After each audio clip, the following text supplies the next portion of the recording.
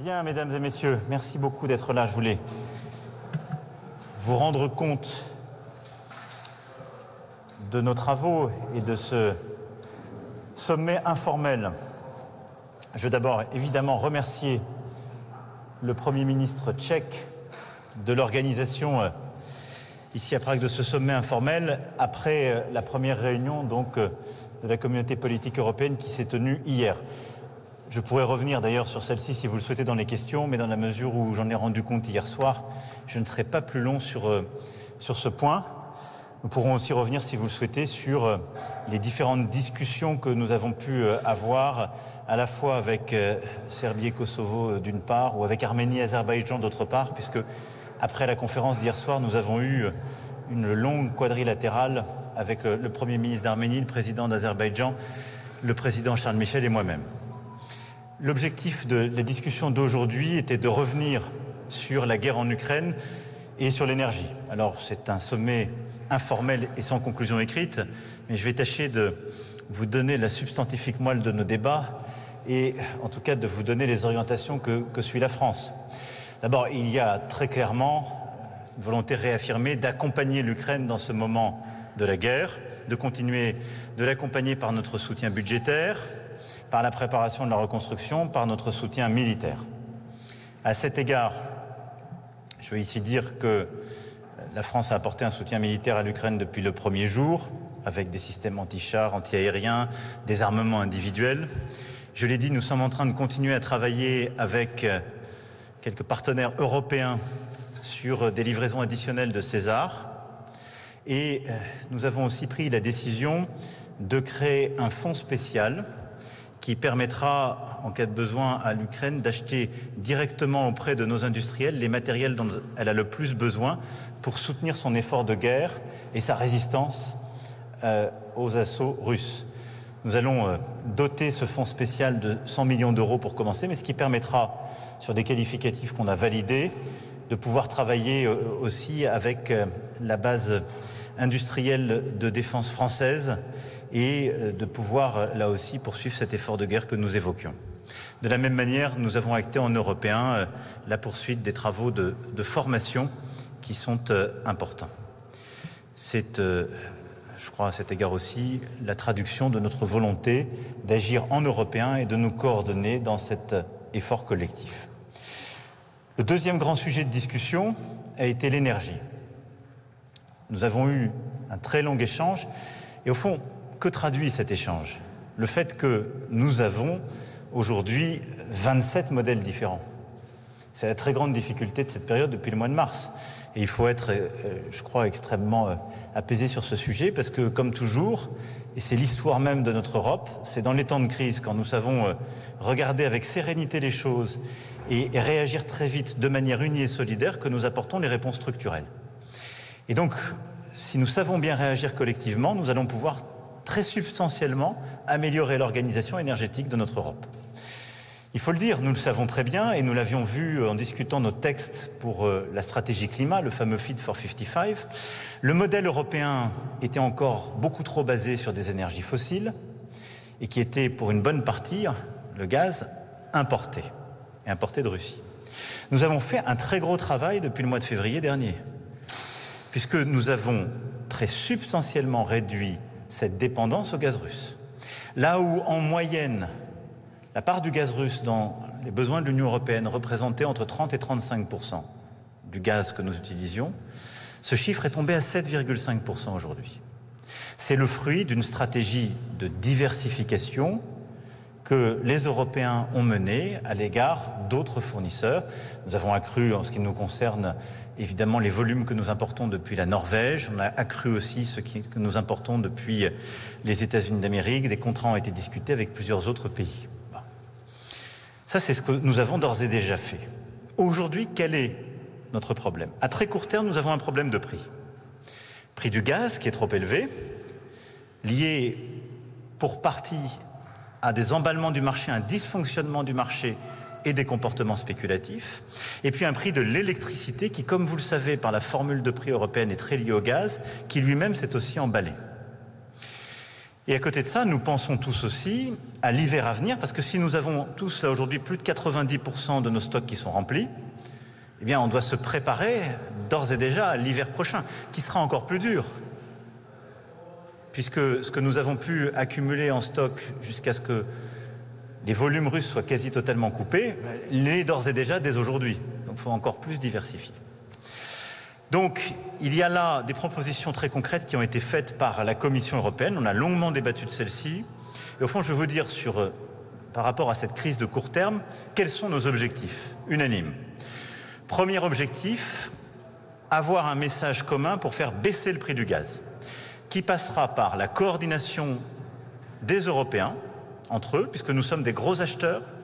Je le disais, nous achetons plus des 3/4 du gaz qui passe par les gazoducs, et nous achetons environ 20% du gaz liquéfié au niveau mondial. Donc on a une capacité à peser sur les prix. Et donc volonté de baisser ces prix par la négociation et la coordination, en particulier avec nos grands partenaires asiatiques qui sont dans la même situation que nous, et par un dialogue intensifié avec quelques-uns de nos grands fournisseurs. La deuxième chose, c'est par une série de mécanismes de plafond de prix. Je ne veux pas ici rentrer dans la technique, on peut y revenir si vous le souhaitez dans les questions. Mais donc, le mandat a été donné à la Commission de travailler sur une série de plafonnements qui nous permettrait de diminuer sur le marché du gaz, les prix, et avec ensuite d'autres mécanismes qui nous permettraient de diminuer le prix de l'électricité produite à partir du gaz, en s'inspirant un peu, vous l'avez compris, de ce qui a été accordé il y a quelques mois à la péninsule ibérique. Et donc, c'est par une série de plafonnements différents, mais qui sont tous complémentaires, par aussi des mécanismes d'achat joint ou conjoint, et vous savez qu'on en avait décidé le principe il y a quelques mois, mais là on souhaite vraiment les mettre en œuvre, que nous souhaitons agir pour, dès les prochaines semaines, baisser les prix sur les marchés du gaz et baisser les prix sur le marché de l'électricité.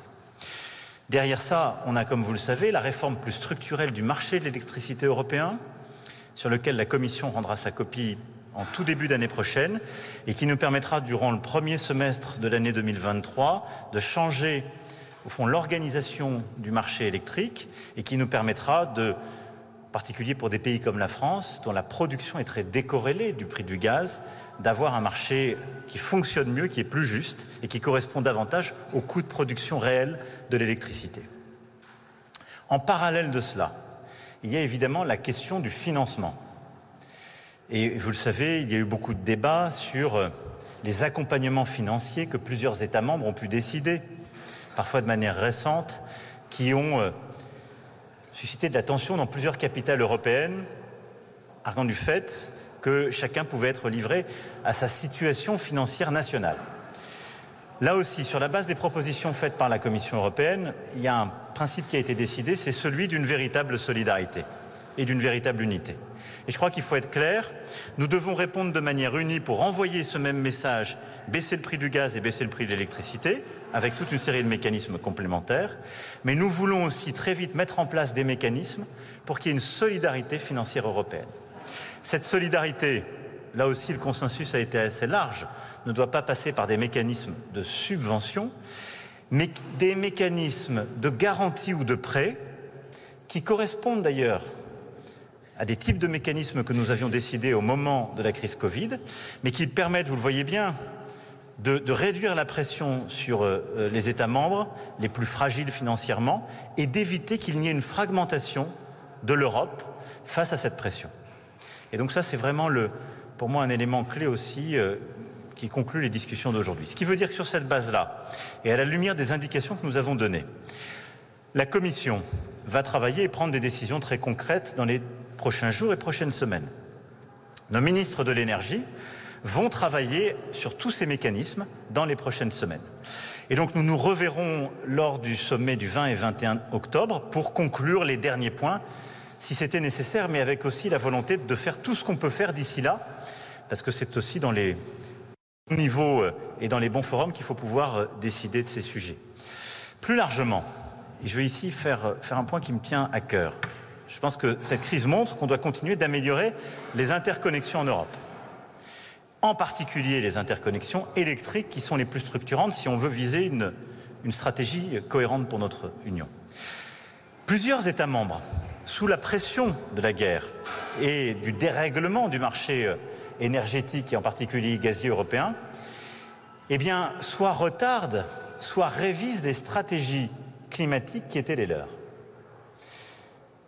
Il est très important que nous arrivions à redonner beaucoup de force à notre stratégie climatique. Et je pense que si nous sommes cohérents avec nous-mêmes et unis, la conclusion que nous devons tirer des derniers mois, c'est que nous devons aller plus vite sur la décarbonation de notre modèle énergétique et nous devons aller plus vite sur son indépendance. Ce qui veut dire que la réponse, eh bien, c'est de sortir plus rapidement des énergies fossiles. Ça tombe bien parce qu'aucun des membres de l'Union européenne n'en produit et qu'il faut donc davantage et plus vite produire de l'électricité décarbonée sur le sol de l'Union européenne. Ce qui veut dire que notre stratégie européenne doit reposer sur 3 piliers: sobriété et efficacité énergétique, production massive de renouvelables, production accélérée de nucléaire. Et que la bonne manière de faire fonctionner ce marché qui sera plus électrifié, c'est une interconnexion électrique renforcée. Voilà les quelques mots que je voulais partager avec vous. Maintenant, je réponds à toutes les questions que vous auriez sur ces sujets. Madame Malak. Oui. Mais non, mais après... Pardon. Bonjour, Monsieur le Président. Une question sur l'Ukraine, enfin une question un peu à tiroir. Je voulais savoir vos longs échanges aujourd'hui. Vous avez discuté du risque nucléaire. Je voulais savoir si vous-même, Monsieur le Président, et si les autres chefs d'État partagent l'analyse du président Biden. Donc il faudrait essayer de trouver une voie de sortie, off-ramp en anglais, pour le président Poutine, et aussi sa préoccupation du risque d'apocalypse. Et aussi, si je peux vous demander, quelles sont les dernières nouvelles sur les projets de livraison d'armes de la France vers l'Ukraine. Merci. Alors sur la deuxième question, comme je l'ai dit, nous mettons en place ce fonds spécial dédié qui sera doté dans un premier temps de 100 millions d'euros pour pouvoir acquérir des équipements qui correspondent à ce que nous avons pu déjà livrer. Et donc nous continuons dans la même catégorie d'armes, c'est-à-dire défensive. Et puis nous avons des discussions avec en particulier nos partenaires danois, comme vous le savez, pour livrer des Césars. Mais c'est une discussion qui revêt certains aspects techniques et qui est en train d'être finalisée. En tout cas, nous y sommes prêts. Nous sommes prêts à la cofinancer et elle permettrait de livrer plusieurs unités de ce système d'artillerie César qui a montré son efficacité sur le terrain 6. Pour ce qui est de votre première question, je me suis toujours refusé, en général, à faire de la politique fiction. Et en particulier, je pense que c'est adapté quand on parle de nucléaire. Nous sommes une puissance dotée. Nous avons à cet égard une doctrine qui est claire, que j'ai pu réitérer il y a de cela quelques semestres et qui ne change pas. Et je pense qu'en la matière, il nous faut tous avoir beaucoup de prudence. Et donc, moi je l'ai toujours dit, nous sommes là pour aider l'Ukraine à résister, à protéger son intégrité territoriale et sa souveraineté. Notre volonté, c'est qu'il y ait la désescalade la plus rapide possible et qu'au moment que l'Ukraine aura choisi dans les termes qui sont acceptables pour les dirigeants ukrainiens et le peuple ukrainien, qu'une négociation se fasse. Et depuis le début, nous avons toujours œuvré en ce sens. Voilà notre position. Bonjour Monsieur le Président, Bastien Auger pour TF1 et LCI. Sur les questions d'énergie, d'abord vous avez évoqué le mandat qui a été donné à la Commission européenne pour proposer des mécanismes sur l'encadrement du prix du gaz. Est-ce que vous êtes tombé d'accord précisément sur ces mécanismes entre pays européens, puisqu'il y avait des accords à ce sujet? Et puis est-ce que ce sommet a permis d'apaiser les tensions avec l'Allemagne, notamment sur le projet MidCat ou sur le plan allemand de 100 milliards d'euros qui crée quelques crispations en Europe? Et puis d'un point de vue national, de plus en plus de Français ces derniers jours ont des difficultés sérieuses et importantes pour faire leur plein d'essence. Est-ce que cela vous inquiète et est-ce que l'État peut agir sur ce sujet? Je vous remercie.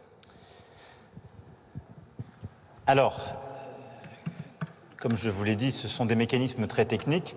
Nous avons tous de manière unanime donné ce mandat à la Commission sur la base de la lettre qui a été transmise par la présidente pour vraiment examiner l'intégralité des mécanismes possibles pour faire baisser le plus rapidement les prix du gaz et donc stopper à la fois la spéculation et permettre de guider les marchés vers un prix plus raisonnable. Et donc mécanisme à la fois de coordination avec les autres acheteurs et à l'égard de nos fournisseurs sur le marché en gros et sur le gaz utilisé en particulier pour produire de l'électricité ou chauffer.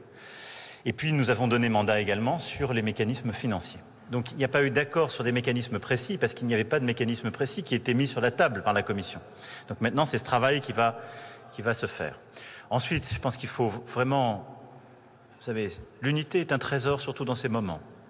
Et donc, moi je considère que le rôle de la France, c'est toujours d'essayer de réunir les lignes quand il y a des tensions. Et donc nous avons veillé à ce que les malentendus puissent être levés sur les sujets budgétaires et à ce que, à côté des mécanismes tout à fait légitimes que des États membres peuvent prendre, il y ait une solidarité européenne qui soit mise en place. Et c'est ce que j'expliquais à l'instant. Et donc nous avons soutenu les termes de la proposition faite par la Commission européenne, qui est de travailler, je ne veux pas ici rentrer dans la technique, mais sur la base, vous savez, des prêts qui étaient inclus dans ce qu'on appelle Repower EU, qui sortait en quelque sorte de notre accord de juillet 2020. Et ça veut dire que c'est la garantie de signature de l'Union européenne qui permet d'apporter des prêts à des États qui n'auraient pas forcément la capacité budgétaire d'avoir les mécanismes d'accompagnement, de soutien ou d'investissement que certains d'entre nous sommes en train de faire, pour pendant un instant, avoir cette garantie commune. Quel est l'intérêt de ce mécanisme ? Pour les uns d'abord, ce n'est pas de la subvention, donc ceux qui sont le plus tatillons là-dessus, il n'y a pas l'aléa moral qui va parfois avec des mécanismes de subvention. Mais pour les autres, ce qui est très important, c'est qu'il n'y a pas non plus de division et que cette crise énergétique qui nous coûte à tous très cher, elle ne se doublera pas d'une tension financière et budgétaire. Parce que si on laisse les choses sinon se faire, je dirais, sans intervenir, vous allez accroître les difficultés budgétaires des États qui sont les plus fragiles. Donc c'est pour ça que réagir très tôt, comme on le fait là, et le faire avec ce mécanisme qui existe déjà, est très utile. Donc là, il y a eu un accord, ce qui permet de lever la tension.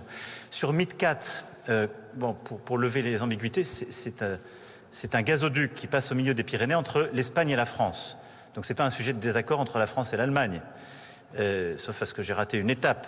C'est que derrière, il y a des stratégies consistant à dire il faut diversifier très vite le gaz. Ce qui est vrai, on le fait. Il faut tous qu'on réfléchisse bien à savoir si faire un gazoduc au milieu des Pyrénées dans des espaces qui sont protégés est le meilleur moyen de le faire. Là aussi, on est en crise, mais j'essaie d'être cohérent avec notre agenda, le climat, la biodiversité. Et donc, je pense que l'objectif qu'on doit poursuivre, et je le dis ici très clairement, c'est d'aller au bout du désenclavement de la péninsule ibérique en matière de gaz, d'hydrogène et d'électricité.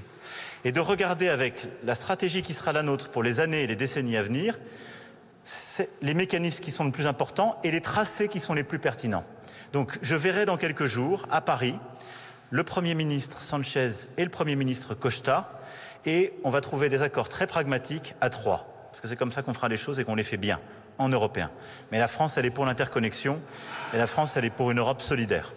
Simplement, en étant cohérent et en quelque sorte en ne faisant pas un tête-à-queue dans ce moment-là par rapport à nos objectifs climatiques. Sur le dernier point, je sais aujourd'hui l'inquiétude qu'il y a chez beaucoup de nos compatriotes, en particulier dans la région de l'Île-de-France et dans les Hauts-de-France, pour ce qui concerne leur capacité à faire le plein d'essence. Je veux ici vraiment avoir un message d'abord pour vous dire que le gouvernement est pleinement mobilisé, mais aussi d'appel au calme. Il y a eu des mouvements de grève liés à des revendications salariales dans le groupe Esso, puis dans le groupe Total. Ceci a conduit à la fermeture de plusieurs capacités et donc à des ruptures sur dans certaines stations. C'est un phénomène qui est lié purement à ces mouvements sociaux. Face à ces premières raréfactions, il y a eu des comportements de panique. Et plusieurs de nos compatriotes ont été à la pompe plus vite pour faire le plein en quelque sorte par précaution, ce qui généralement accélère le même effet. Donc nous sommes mobilisés. Chacun des groupes que j'évoque est en train de finaliser des négociations salariales pour que leurs salariés puissent le plus vite possible retourner au travail. J'appelle aussi chacune et chacun à la responsabilité parce que voilà, nous sommes un peuple de compatriotes solidaires et je pense que toutes les revendications salariales sont légitimes, mais il ne faut pas qu'elles empêchent les uns et les autres de vivre et de pouvoir circuler, fonctionner, parfois pouvoir faire son travail. Et donc il faut qu'on garde tous l'esprit de responsabilité. Mais je suis confiant sur la capacité de ces deux groupes à finaliser leur discussion salariale. Et en parallèle, le gouvernement a agi pour mobiliser ce qu'on appelle les réserves stratégiques et nos capacités disponibles pour pouvoir les libérer et alimenter les stations-service qui étaient en rupture. Voilà, donc à court terme, on organise les choses parce qu'on a des réserves stratégiques et on sait faire, mais pas de panique, si je puis dire. Il y avait Madame Marin qui avait... Bonjour Monsieur le Président. Jacques Serret, Europe 1. Nous avons appris lundi la mise en examen pour prise illégale d'intérêt du secrétaire général de l'Élysée, Alexis Kohler. Elle renvoie le même jour du garde des Sceaux, Éric Dupond-Moretti, devant la Cour de justice de la République. Avant d'être élu président, vous déclariez que dans le principe, un ministre doit quitter le gouvernement lorsqu'il est mis en examen. Depuis lundi, c'est la première fois que nous avons l'occasion de vous interroger sur ce point. Je me permets donc de vous poser la question. Pourquoi Alexis Kohler et Éric Dupond-Moretti sont-ils toujours en poste ? Alors d'abord, pour ce qui est de mon secrétaire général, il ne vous aura pas échappé qu'il n'est pas ministre. Et la citation, en quelque sorte, que vous rappelez, répond en quelque sorte à votre question. Et pour ce qui est d'un homme qui, depuis plusieurs années, passe ses nuits et ses jours à servir l'État avec un dévouement et une intégrité dont je peux témoigner, dans une époque où, respectant les lois qui ont été votées il y a maintenant près de 10 ans, il n'y a plus d'intervention dans les dossiers particuliers, et après que sur cette même affaire, l'enquête préliminaire ait d'abord classé le dossier, je considère que la décision que je prends est tout à fait légitime. La justice suit son cours en totale indépendance, mais ce ne sont pas ces décisions de procédure sur un dossier qui est instruit maintenant depuis plus de 5 ans et qui a déjà fait l'objet d'un classement. Ce ne sont pas des décisions de procédure qui doivent conduire à prendre des décisions administratives et, pour moi, à choisir mes collaborateurs. Il a donc toute ma confiance. Pour ce qui est du garde des Sceaux, j'ai eu l'occasion de rappeler, lorsque, je crois, je présentais mon programme présidentiel de 2022, que c'était un cas très particulier.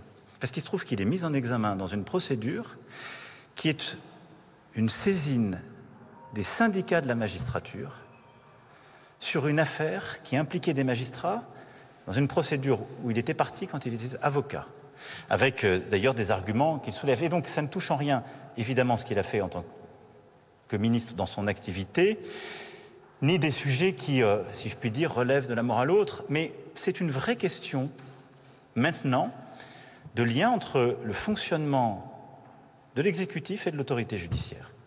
Et donc, je souhaite que la justice puisse suivre son cours, qu'il puisse défendre ses droits, mais je considère que ça n'a rien à voir avec une jurisprudence qui existait ou les engagements que j'ai pu prendre, compte tenu de la nature même de l'affaire. Je ne peux pas vous dire mieux que cela. C'est ce que j'avais défendu il y a quelques mois, c'est ce que je continue de défendre avec beaucoup de clarté, parce que ce n'est pas tellement une surprise, le fait qu'il y ait cette audience, et la mise en examen existait déjà. Bonjour Monsieur le Président, Michel Rose de Reuters. Une question sur les gazoducs Nord Stream. Les Danois étaient censés vous faire une mise au point sur les derniers développements de l'enquête. Pourriez-vous nous dire ce qu'ils vous ont expliqué? Est-ce qu'on peut aujourd'hui dire qui est derrière ces attaques, notamment est-ce que la Russie est derrière cette attaque? Et concernant la France, est-ce que vous êtes inquiet par rapport aux infrastructures de câbles et de gazoducs? Merci.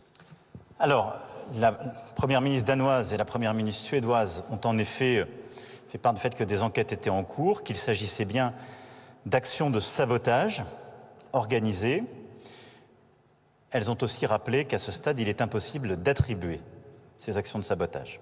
Et donc, je pense que les deux premières ministres sont elles-mêmes très prudentes dans leur expression publique. Je ne fais ici que rapporter leurs propos.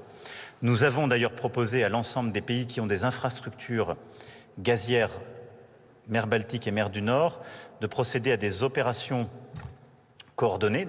Nous en faisons de manière régulière avec notre marine pour sécuriser, observer de manière plus régulière ces infrastructures. Plus largement, j'ai eu l'occasion de le dire, mais de manière fugace hier soir, je considère que dans la période qui est la nôtre, nous voyons bien que nos infrastructures essentielles, infrastructures énergétiques, câbles sous-marins, infrastructures telles les satellites, qui sont hors du territoire national, sont des éléments de vulnérabilité. Et donc il nous faut renforcer notre capacité à les défendre. Et c'est d'ailleurs l'un des sujets que nous avons décidé de travailler au sein de la communauté politique européenne, parce que ça se pense à l'échelle de la plaque européenne et en articulation très étroite.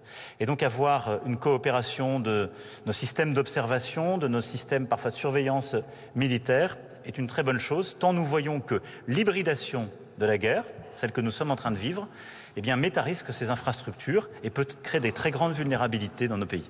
Ça vaut pour le maritime, ça vaut pour le très profond et les câbles, ça vaut aussi pour le spatial. Nous allons prendre une dernière question. Là, j'ai une obligation, parce que madame avait la première. Alors c'est de l'autre côté, donc ce ne sera pas la dernière. Mais allez-y, allez-y, non, ben... Marilu Lucrezio, RAI, Italian Television. J'ai la question entre les relations France-Italie. Est-ce que vous êtes prête à collaborer avec Giorgia Meloni, qui probablement elle sera la première ministre en Italie? Est-ce que vous êtes prête et comment? Merci beaucoup. Alors d'abord, je veux dire le bonheur de chaque jour que j'ai de collaborer avec mon ami Mario Draghi. Il n'y a jamais eu un jour où nous n'avons pas appris l'un de l'autre, en tout cas où je n'ai pas appris de lui, devrais-je dire plus modestement, mais où nous n'avons pas été heureux, je crois, de travailler ensemble. Je lui dois beaucoup, et je pense que c'est une immense chance pour l'Italie et l'Europe que ces années où il a été en charge. Je veux aussi dire toute l'amitié et la confiance que j'ai dans le président Mattarella. Une fois que j'ai dit cela, j'ai toujours eu la même approche. Nous prenons les dirigeants que les peuples de chaque pays nous donnent. Et notre devoir, c'est autour de la table de faire avancer l'Europe et de la faire avancer de manière la plus juste, la plus efficace, en étant fiers de ce que nous sommes, en veillant à respecter tous nos principes, tous nos objectifs, toute notre ambition. Et donc j'ai d'abord pleine confiance dans les conclusions du scrutin que tirera le président Mattarella, et qui que ce soit que le président Mattarella nomme pour constituer un gouvernement et une majorité, eh bien, la France travaillera avec bonne volonté et exigence, parce que nous sommes exigeants avec nous-mêmes, donc nous le sommes avec les autres, pour faire avancer le projet européen dans lequel nous croyons. Voilà.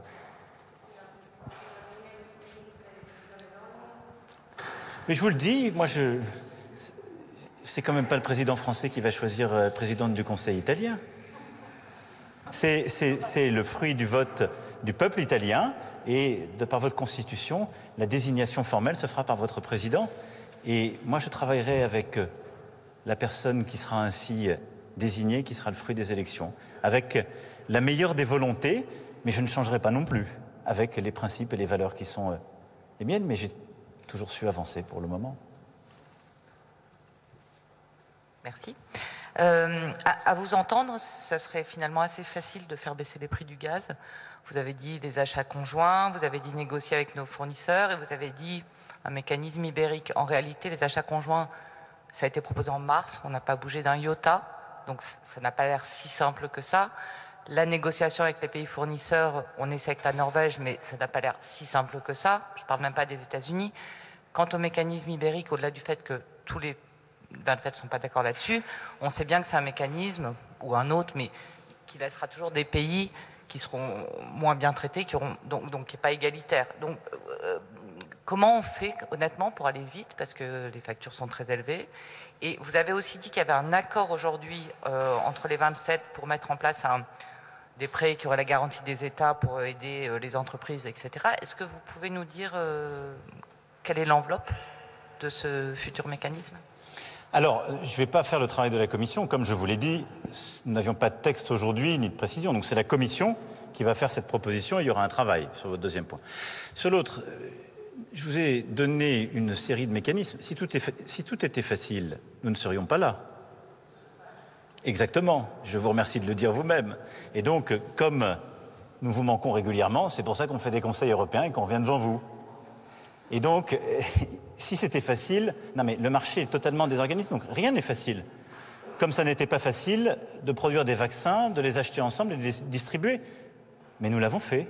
Comme c'était pas facile, au printemps 2020, de se mettre d'accord entre Allemands et Français pour décidé pour la première fois d'une capacité d'endettement commun, puis en juillet de le faire, et nous l'avons fait.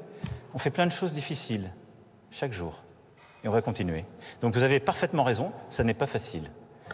Mais donc, pour autant, il n'y a aucune raison de désespérer. Mais parce qu'il y a aujourd'hui une pression sur tout le monde. Et donc, je ne veux pas rentrer dans trop de techniques. Qu'est-ce qui a fait que ces derniers mois qu'il n'y a pas eu d'achat conjoint? Nous étions au pic de la crise, parce qu'elle est arrivée tout de suite, et il y avait, parce qu'on a commencé dès février-mars, comme vous le savez, il y avait tout de suite une pression pour maximiser nos stockages avant l'hiver. Et donc, ce qui a fait qu'il n'y a pas eu de mécanisme d'achat conjoint, c'est que les opérateurs existants qui avaient les contrats, avec beaucoup de diversité entre les pays, eh bien, ont privilégié le stockage sur de l'achat conjoint et de la coordination des prix. C'est exactement ce qui s'est passé. Mais ça s'est passé, je dirais, de manière très lucide, puisqu'on a décidé du principe, mais on a acté qu'il ne serait pas mis en œuvre, parce que les pays qui avaient les principaux accords et les principales capacités de stockage ont dit qu'il faut d'abord qu'on stocke. Là, les stocks sont pleins à 90%. La question du stockage, elle se pose pour dans un an, elle ne se pose pas aujourd'hui. Et donc, aujourd'hui, notre priorité, elle est sur la baisse des prix. Et donc, si on est intelligent, ce n'est pas forcément des mécanismes où il n'y a qu'un seul acheteur, mais c'est de mettre tous les acheteurs ensemble et de créer de la transparence, si je puis dire, entre les acheteurs, avec des mécanismes qui sont techniques, mais qui existent dans certains pays membres, d'ailleurs, qui ont plusieurs acheteurs de taille, qui vous permettent d'avoir, en quelque sorte, des contrats que vous réamorcez.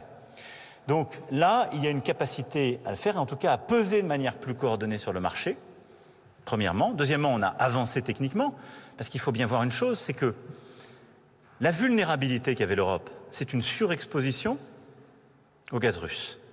Et cette vulnérabilité, l'impensé, c'était qu'en quelque sorte, le pire puisse advenir. Il est advenu. Donc tout s'est déréglé. Et après ça, il y a eu énormément de spéculation qui s'est faite dessus. Maintenant, en plein dérèglement, quand on a la pression, on prend des mesures d'urgence qui n'étaient pas forcément acceptées ou consensuelles quelques mois plus tôt. C'est souvent comme ça que ça se passe. Je pense que ce qui est important, et là aussi en apprenant du passé, c'est que quand on regarde les crises qu'on a bien gérées et les crises qu'on a moins bien gérées, agir vite, fort, le plus tôt possible en étant solidaire, c'est la manière la plus efficace. Prendre du temps, laisser les solutions nationales trop longtemps, c'est ce qui réduit les capacités de l'Europe à s'en sortir. C'est le modèle Covid versus le modèle crise financière 2008-2012. Voilà, je ne peux pas dire mieux. Donc je suis beaucoup plus confiant qu'il y a quelques mois sur tous les mécanismes. Alors, maintenant le diable va être dans les détails. Et donc la Commission va travailler sur chacun de ces mécanismes, mais je veux être clair aussi avec vous. Aucun de ces mécanismes ne se suffit à lui seul, et il n'y a pas une recette magique. Mais comme il y a beaucoup de spéculation sur les marchés, et que vous l'avez vu parfois, de manière extraordinairement erratique, les prix se sont envolés, parce que les marchés spéculaient en disant « ils ne vont pas se mettre d'accord, il va y avoir de la panique », c'est ça un marché. Il y a un moment, les esprits s'emballent, parce qu'ils se disent « ils vont se diviser ». Notre capacité à rester ensemble, même si c'est difficile, pour reprendre votre formule, et à converger vers une série de solutions, même imparfaites, a en soi beaucoup de vertus pour faire baisser les prix. Et l'idée, c'est ensuite que dans les prochaines semaines, on ait un bouquet de solutions concrètes, dont aucune ne suffira à elle seule, qui seront vraisemblablement imparfaites, parce que le marché est imparfait dans son fonctionnement actuel, mais qui nous permettront de tirer les prix à la baisse et d'être dans une situation beaucoup plus soutenable. Et c'est pour ça qu'à côté de ça, on sait qu'on aura toujours besoin de mécanismes nationaux pour accompagner qui nos ménages, qui nos industries. Mais plus on règle ce problème, plus on réduit la facture des mécanismes d'accompagnement. Et donc, moins on a besoin de tirer sur de la garantie collective. C'est dans ce sens-là qu'il faut faire les choses. Voilà. Donc, il y a beaucoup de travail. La Commission, nos ministres de l'énergie vont avoir beaucoup de travail dans les prochaines semaines. Mais je pense que nous sommes en capacité de trouver les bonnes solutions. Nous aurons aussi un G7 la semaine prochaine qui, je l'espère, nous permettra d'avancer de manière efficace sur une meilleure coordination. Je vais devoir vous laisser en vous remerciant pour votre attention après ce sommet. Bon courage à toutes et tous.